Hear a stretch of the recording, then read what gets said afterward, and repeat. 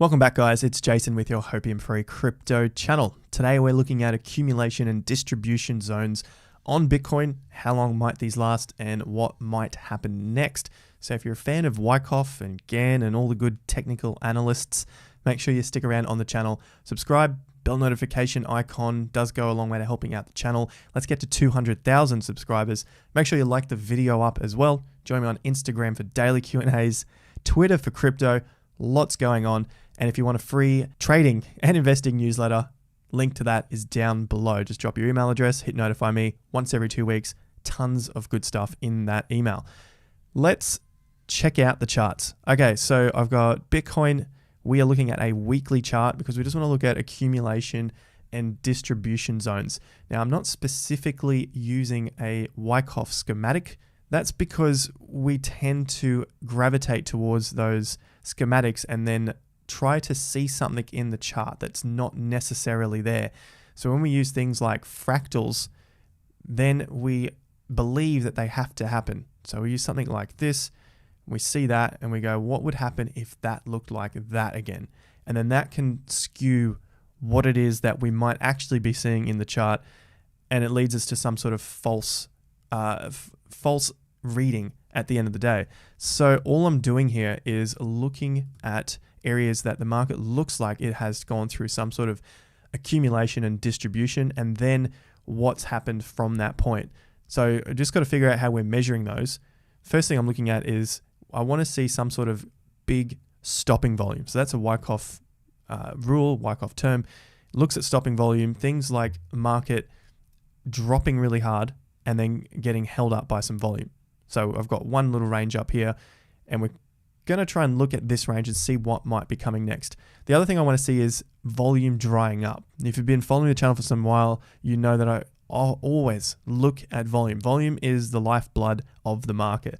If there is no volume, there is no blood going through it, the thing is dead. We want some blood going into the market. So we're going back and just having a look at this. And you can be a new investor, new trader, whatever it is that you do in the market. It's going to be very easy for you to see it once you give it some time. So make sure you stick with it. Now is a great time to be doing that because the markets are very quiet. Fantastic times to be learning more. What I'm looking for here then is you can see got the big bar down, then you get big volume, and then see what happens to the market after that. Just peters out. The volume just dries up, then we get a move. All right, so I want to measure these zones here. We've got a big round of volume going into this. Basically stopped the market. A lot of selling came in, and we tried to keep creeping up, but the volume started to dry up from it.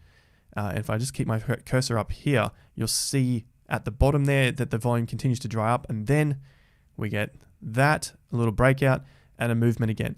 So basically, it's like the market dying off, and we need to shake it, get it moving again, and that's where this blood comes into the market, and it moves one way or the other. So you can see that happening right now. See the volume just starting to dry up. We had some blood shocks to the market and just couldn't do anything to it. We had another blood shock here, and it's just started to dry up again. So in order for this to go back to new all-time highs, we would need to see massive volume and a big solid bar breaking through some highs. That's going to be the way that we kickstart the market. The momentum is in the direction of the downside. All right, so it's not FUD. It's none of this sort of stuff. This is what is on the chart. If you want to scream FUD, go and scream it at your chart. Get your text tool out and just write FUD on the chart, and that might make you feel a little bit better. But apart from that, this is just what the market is doing. All right, so we're just seeing volume dry up. What's happened in the past? In the past, I'm just seeing here, we've got about 10 weeks. So this little number in a W is 10 weeks of a sideways and volume drying up. Then we got a lifeblood kick, went sideways again, and we dropped off. So we could get them in any sort of amounts, but essentially what I'm seeing on the chart is around this 6 weeks as a shortest period to around 15 weeks. So that's some of the longest periods there. Having a look at this low, a lot of energy dropped into the market, and then we went sideways, broke out. 12 weeks, top to a low volume, and then a final break. This is one of the most classic ones we had at the end of the 2018 bear market as we started to move into a accumulation zone. This would have been like a final redistribution, possibly some distribution going on up here, and then obviously selling on the way up. Just a little note on the selling, taking profits. There are people taking profits on the way up here. You can see that the volume is still high, this bar.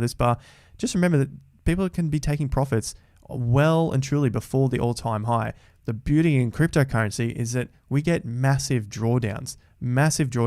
People find that quite scary, but it kind of gives you a second chance. If you sold out too early at like $9,000 or $11,000, if you have patience, the market will probably come back to that point and some and a lot more. So you might feel like an absolute fool for a month selling out too early, but at the end of the day, the market generally comes right back, and we're potentially seeing that at the moment on Bitcoin. So I've got 15 weeks here, 14 weeks. Next thing I've got are these arrows. What happened after this market dried up? We're in a downtrend. Market dried up. We fell. All right. Then we had a change in trend. We had an accumulation begin, and we had higher lows start to form. Whereas here we had lower highs. You can see lower high, lower high, lower high, and we had to break down. Whereas at this point, we began to get a higher low. So the support, the whales are coming in to buy the market and hold it up. Then we had a little push through, and we didn't see the market fall back. So we knew that there were buyers coming into the market, and the selling had dried up. And so they're just testing. Big breakout here in April, and off we went. So we had a reversal at this point, and away we went. Got to a top, market started to dry up again, and we fell. We tried again, and we fell. We had a reversal here, but then it led to a drop. So from that point, I'm looking at this like we can't definitively say that the market will always go up or down from one of these points. We get an up and then get a down. The main thing that we can say is that when the volatility decreases, we're going to get some sort of blow-off move in either direction. And maybe we even come back the opposite way again. Something like a low reversal, like a reversal in the market, shows that the market is about to go up, and probably up for some time. So what the other main thing that I want to look at here, and that we can definitively say, is this market has put in around 6 weeks, but mostly around this sort of 10 to 14-ish weeks. We're currently sitting at around 7 weeks. So if we happen to get the lower side, then it's probably likely going to happen sooner rather than later. If we're going to get the upper end of our sideways accumulation distribution periods, then it's probably going to take another few weeks. Let's go a little further back, looking at 2013, 14, 15, and 16, and we can see that we had longer periods. Now, I know I've just spent a whole part of the video talking about short periods between 6 and 14 or so weeks, but this is a different section of the market. This is the market accumulating into the early stages of a bull market, and this is completely different to what we're currently in now. We've seen a major stage of a bull market play out. And so I'm thinking with something like this area here, because this is a bull market playing out, then a restful period, and then a move again. And so I can see this 23, 24 week period being broken up into 2 sections. So we could break up these sections as well, these 20 periods. So this is just something to think about moving forward. Should we get another 20 week period thereabouts, then we could look to break it up, but we want to see major volume and the market stopping and reversing.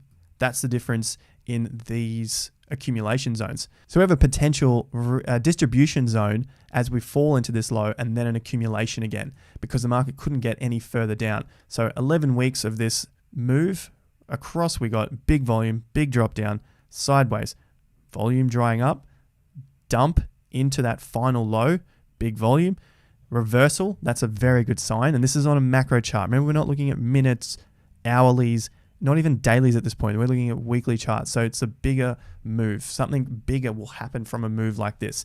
You're not going to get big moves happening from an hourly chart or a 4-hour chart or a 12-hour chart, any of that sort of stuff that you'll see online. Those will only produce smaller, shorter moves. We want big moves, all right? So we're looking at this here. We're getting an accumulation. We're getting more volume come in. Watch that. Volume dry up again. We had a dump down to take out some of these stops, and then a quick reversal. So the market always tries to fool us, but if we can keep on top of it and just note around this sort of time frame, we could expect a move, and then keep with the market as we see it dump, reverse, which you'd see in the week, and then look to make new highs. It broke out again, big volume, away we went. Now, I wouldn't blame you if you thought this was a little confusing. On one end, we had a down, then we had an up, then we had a down. It's just to take note that we don't always do something. We don't always go down and stay down. And I just wanted to bring that up because for new investors anyway, I think that it is often noted that we have to do something. The market has to do a certain thing and you have to commit to a certain direction. But you need to be flexible in these markets. As the market shows us, we go up and we go down and sideways. We get that. It's very difficult to trade on that point. But if we can see major turns come in, that's going to give us an edge. We layer that with a plan of when we want to buy, have patience, then that sets us up to have a much better return than just buying at any time or dollar cost averaging into the market at any point, like through $40,000, $50,000, $60,000 Bitcoin. This is basically like a roadmap setting us up for the next 6 or so months. Layer this, as I said, with a entry plan, and then layer it with the previous videos I've put out on the channel looking at potential turns in the market, major turns on a monthly basis, on a monthly time frame. So check all of this out. Make sure you have subscribed to the channel, bell notification icon, share this content with friends, family, someone who is trying to get into crypto, has no idea where to start. This will give you a bit of a roadmap and just help you with those new investor emotions, especially at these times where the market is boring and you just feel like you have to be buying something. That's not necessarily the case. We've been now several weeks from that major top to that low. That's 10 weeks already, and we're currently about 13 weeks into this bearish period of the market. And so if we're just waiting out, we don't need to be waiting to buy something so quickly. We just need to wait for the right signals, and I hope these sorts of charts will help you understand where those signals could come. If you haven't already, make sure you subscribe to the newsletter. It's free, comes out once every 2 weeks, full of crypto, investing news, stock markets, property markets. We look at the investment space holistically, as we've been doing for the last 15 years. So make sure you go and check that out. Drop your name, email address, absolutely free. Link to that down below. Join me on Twitter for your daily crypto updates, and we're looking at charts and plans. Instagram for your daily Q&As. All right, so make sure you're over there as well. And you've liked the video, subscribe to the channel, bell notification icon, all that good stuff. I'll see you guys at the next video. Stay around to the end of this. You'll see more videos pop up, which will be very helpful for your investment journeys. Catch you at the next one. Until then, have more fun to get more done.